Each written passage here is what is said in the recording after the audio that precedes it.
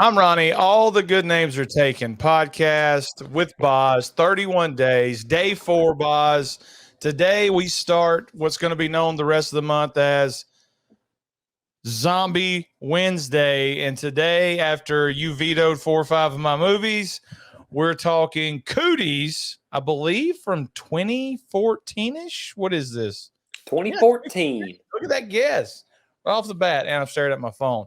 So let's go through it.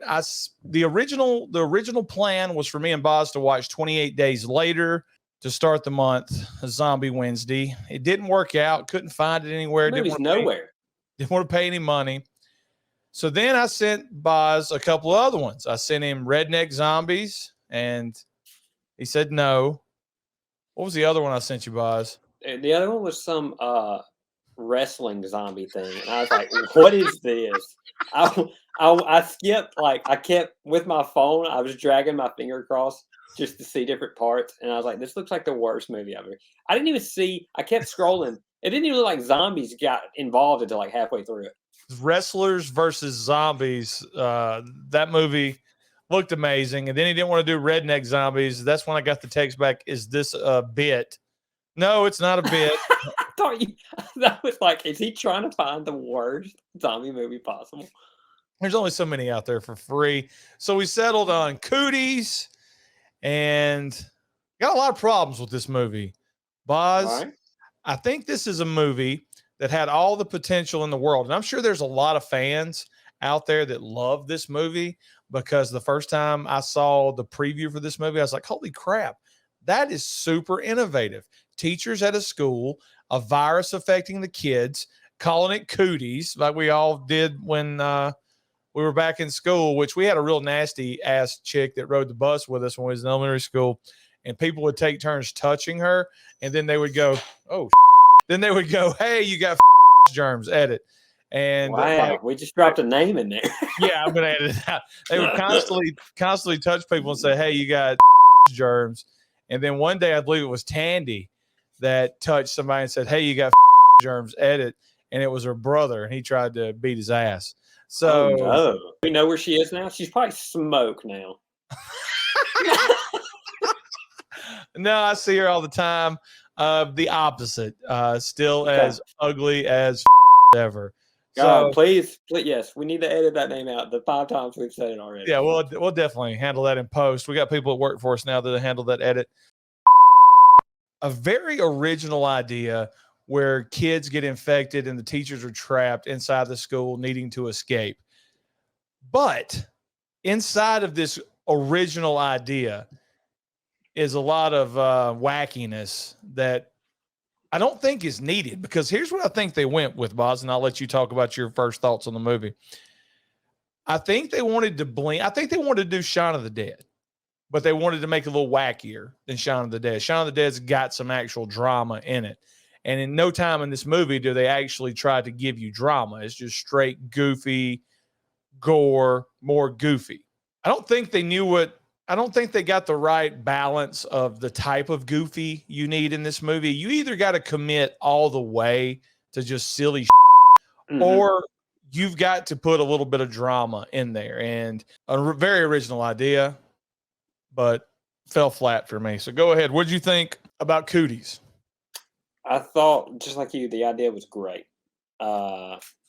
Execution wasn't the best, but I enjoyed it. I did. I thought this was, first off, the Leah Whannell guy. I think he's the creator of Saw. I could be wrong, but I think he is. I know he was in Saw, the first one. He was the guy in the bathtub at the very beginning. Is that the guy that is the science teacher? Yeah. That is just, I mean, Very awkward.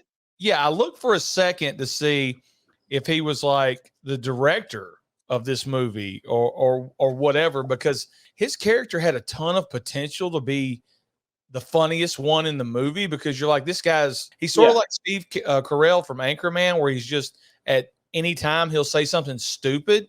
But as the movie went on, you find out that there was an accident with his brain and he really was smart before this accident happened.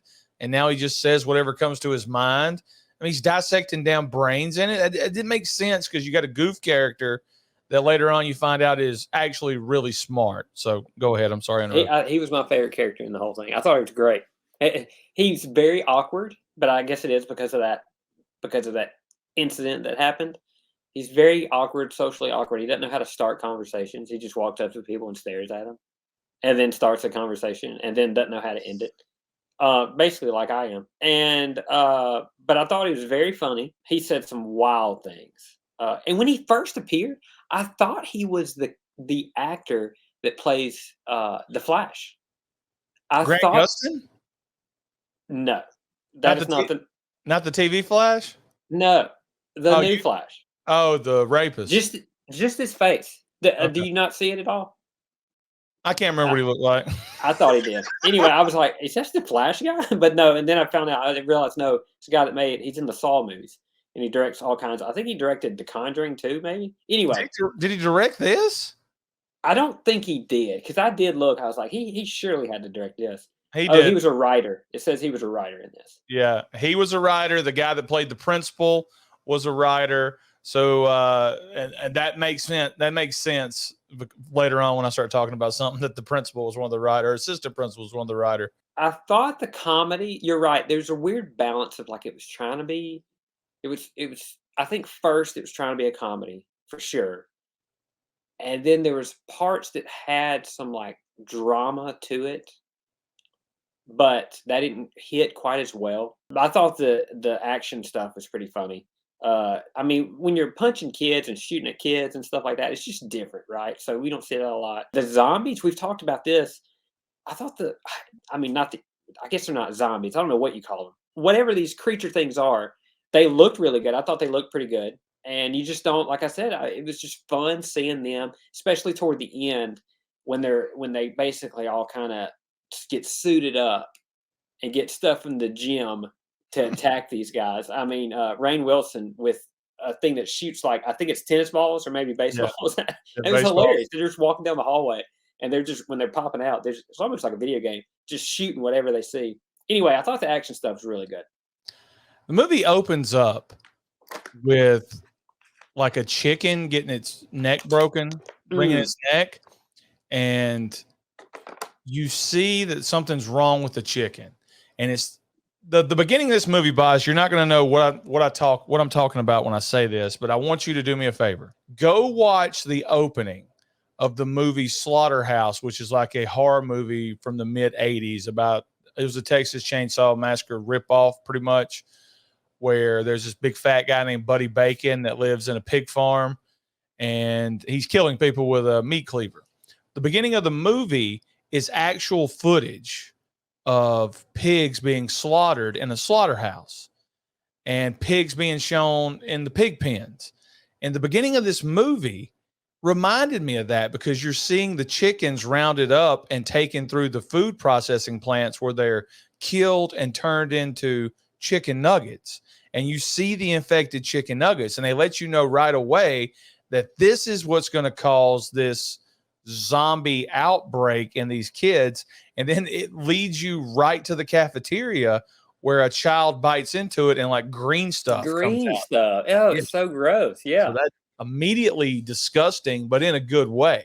So they tell you right off the bat how this sickness is created. And I really did like that. There's two ways you can go with a zombie movie. You can leave the mystery element, which I like as well, or you can just show how this started. I really enjoyed the opening, and I don't know if it was because it reminded me of Slaughterhouse or because it was like a really creative opening. And you instantly, like you said, you know who's infected. She takes a bite of the chicken nugget, the green stuff comes out. I guess she keeps eating it. I don't know. They don't really show that part, but later on in class, her face is getting like all pimply and breaks out and stuff. You can tell she's got no energy in her face. She's gone pale, and boys are making fun of her. I guess because of how she looks. Or maybe they always make fun of her. I don't know. And it's funny. One of the boys says, "You look like my butthole's asshole," which I thought was just a great line. This is summer school, right? Yeah, that part I was confused about. So because it takes place in summer for sure. Yeah, these kids are going to summer school because I believe Elijah Wood talks about I'm teaching summer school. And I'll get to Elijah Wood here in a minute. There's a lot of questions about Summer school. First off, this is a school where teachers have to give up their phones. And this movie walks a fine line of trying to insult both all political spectrums. Because first they're making fun of the lefty loosey school of how if kids can't have phones, teachers don't need phones either because we're all equal in the classroom. And that's what the principal's talking about. So none of the teachers have phones, which is perfect because there's no way for these guys to dial out and try to get help. On the flip side of that, you've got one teacher in particular, I can't remember her name, that's talking about gun ownership and things like that. So it's like, okay, right off the bat, we got to get our political shots in on everybody. Then we'll have our zombie movie. And there's a kid named Patriot, and that's what who Boz was alluding to, that was making fun of the little girl who's infected. The kid's name's Patriot because he was born on 9/11. And he's the biggest asshole in the movie. Take that for what you want. A kid named Patriot, that's an a-hole in this movie. He gets a chunk bit out of his face right away. That this movie is great with the gore. And she bites a freaking chunk out of his face. He later becomes infected. And it establishes right away, unlike other zombie movies we'll watch this month, if you're bitten and you're a child and you haven't been through puberty, you get affected, which should, in turn, in theory, Boz, it should make it easy for the adults to escape. You just walk out the front door and the kids run towards you, just throw them off because they're 70-pound kids. Get in your car and drive off. But when the principal walks outside after they say people are eating each other, they rip him apart in a scene that is got to be a nod to Day of the Dead when they rip apart Colonel Rhodes or whatever his name was. Guts go everywhere, arms go everywhere. So not only are these kids infected, but they apparently have super strength as well. Yeah. Well, and a lot goes on in that little playground area. One of the coolest scenes was one of the kids gets infected, and they do a slow-mo thing of him running through the playground. And you don't have to bite. Apparently in this, you don't have to bite anybody to get them infected. You just got to scratch them. Because he was just running through scratching kids, like on their arm. And I guess, I don't know, it somehow easily scratching them. And they'd make the mark, blood would come, and he was just going, kid to kid to kid. And he infected like 20 kids in that one little slow-motion scene. I thought that was really cool. So yeah, you're right. It's kind of a different way to be infected. You don't have to get bit. You don't have to die and then come back alive. And it's instant. Like when you get cut or bit, I mean, within like 2 minutes, you're one of those things, which is different. Every movie does a different timeline. The fat guy from Lost spends the entirety of the movie. He's like a crossing guard. He spends the entirety of the movie high or thinks he's tripping in the van outside the school. Just staring at the playground the whole time. Were you a Lost fan? No, I never saw it. I knew he was in it, but I never saw it. How did they, I mean, I remember watching Lost. How did they ever explain that he didn't lose weight on that island? That when they crash landed, he was 500 pounds. And when the show ended 10 years later, he was still 500 pounds. He was 600 pounds when they ended. How did they explain that? Those are lots of mysteries. I don't know. He's still big though. All that money, and he hadn't got the surgery. Here's a real question for you: is Elijah Wood the most unlikable adult actor in Hollywood? Yeah, I was going to bring that up. I've never liked him in anything, and I mean that. I have never liked him in anything he's ever done. Him and oh shoot, I just forgot his name. He was the first Spider-Man like 20 years ago. Tobey Maguire. Yeah, I haven't liked either one of those in anything they've ever done. See, Elijah Wood was a likable kid, I think, because he was a cute, tiny little kid.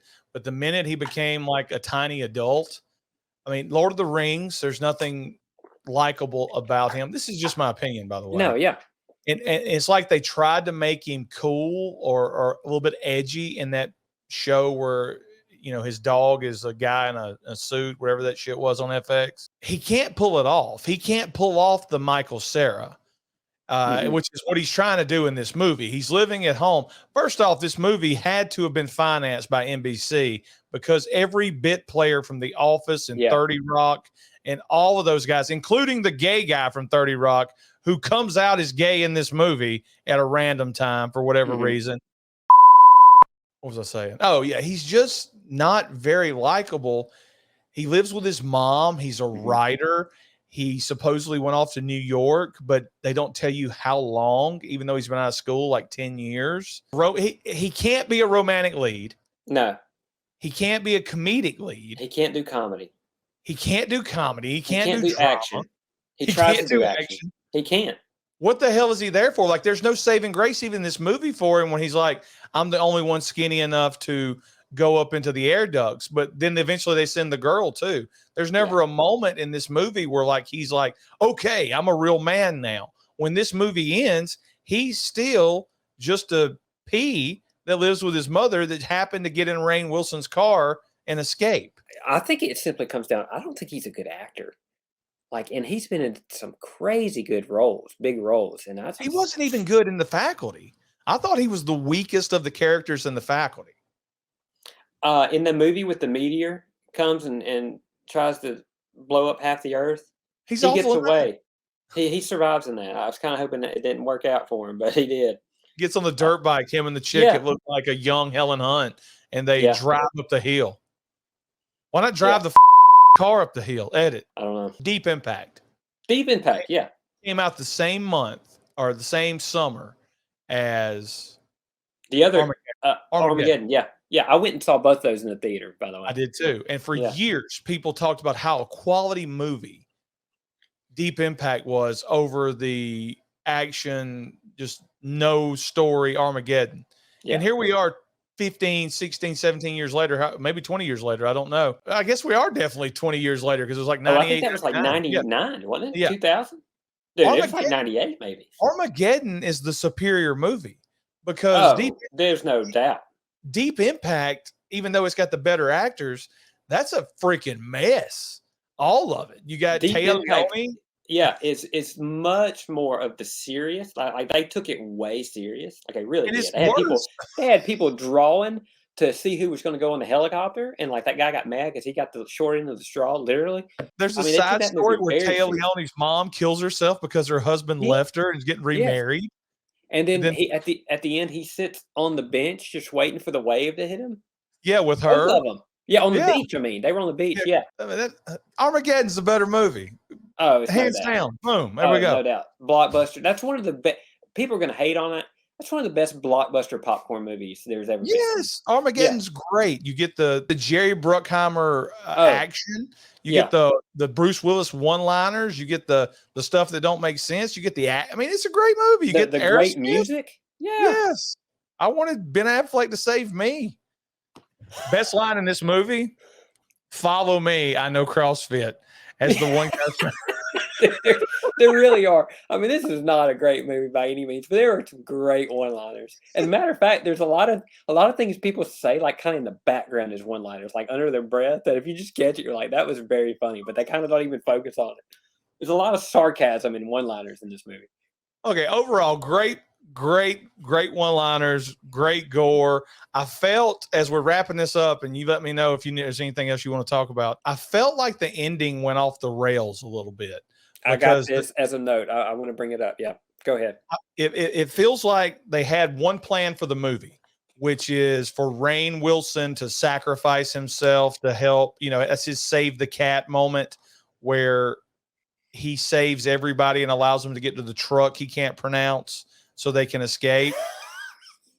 This is after the ninja janitor shows up out of nowhere. Yeah. And he's attacking the kids with his karate with the mop, which if I had to vote right now, if we had a category of who was my favorite character, it's the Asian janitor that shows up and he's trying to talk about ancient proverbs and stuff like that. And they keep interrupting him. But yeah, they sacrifice themselves at the end of it so the rest of them can get away, and they get into the next town. And as they're listening, this stuff is now spread, which doesn't make sense because it can only spread to kids. Yeah. Yeah. And so they get to the next They get to the next town over and it's destroyed. And they're trying to get somewhere so that the Pfizer guy can make a vaccine and save people. And all of a sudden, boom, they're in like one of these jump bouncy house places where the trampolines. Yeah, I don't know where that came from.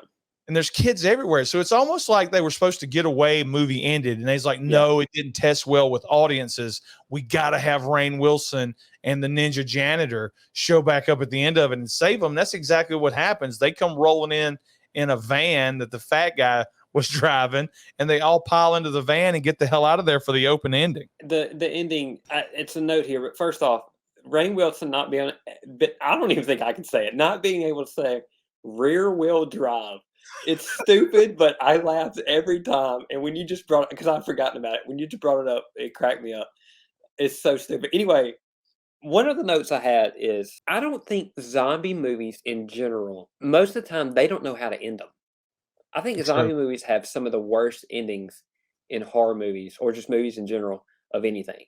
It's like the story is really good, the set pieces are good, action's good, but at some point they don't know what to do. Like at some point they get near the end and they don't know how to end it.